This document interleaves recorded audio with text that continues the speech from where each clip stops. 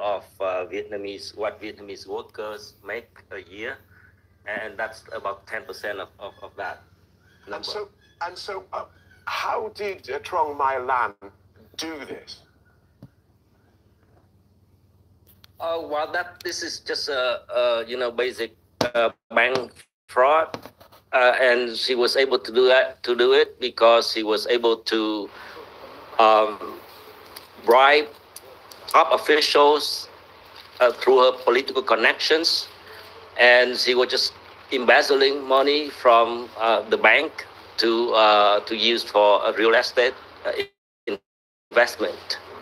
And she was able to do that, like I said, because of her political connection, political protection by the top officials. Right. Because people are going to look at this and you think, how do you steal 10% of a country's GDP and nobody noticed? But you're saying she bribed people, but she must have bribed an awful lot of people for that to go either unnoticed or unchallenged. For how long? The case took place around 2012, so it has been going on for about 10 years. And I'm sure the officials knew about that, but they just pretended to look the other way, because her main patron used to be a very powerful man. He was the party chief of Ho Chi Minh City and a member of the powerful Politburo of the Communist Party. So he was one of the top 15 or so leaders of the country. So he was so powerful, and he was ruling Ho Chi Minh City like his own fief. And he was her main patron for a long time. And he retired in 2015. And after his retirement, his associates began to be persecuted by rival factions and other leaders, and he was also sacked from his position, even though he already had retired.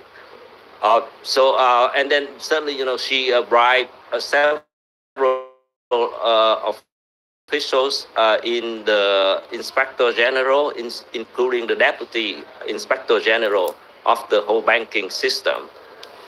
She bribed them, gave him $500,000, and she gave the chief inspector of the banking system in the South perhaps around $5 million, and various other officials. Okay, so this corruption spread far and wide and to the upper reaches of this one-party system.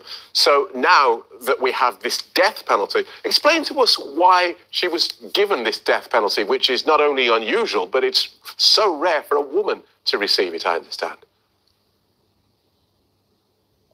It's within the frame of punishment for criminals like her.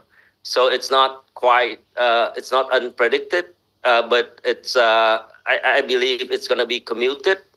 But they want to give her a very heavy sentence so that she is willing to give up the information about her other assets, because they still want to recover assets from her that they have not been able to. So that's one of the reasons why it's likely to be commuted later. But this is not, I have to say that this is not the first time that death sentences have been given out. But all of them, if I remember correctly, have all been commuted in the past.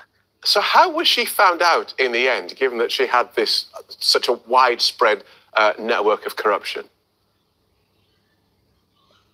Well, basically, everyone who does business in Vietnam has to try to evade the laws or violate the law in some ways, because the laws are vague and the laws are meant to serve the officials and not to serve the business or the people. So the laws are made to serve the officials, the government. So whenever the government wants to use the law against you, they can use it.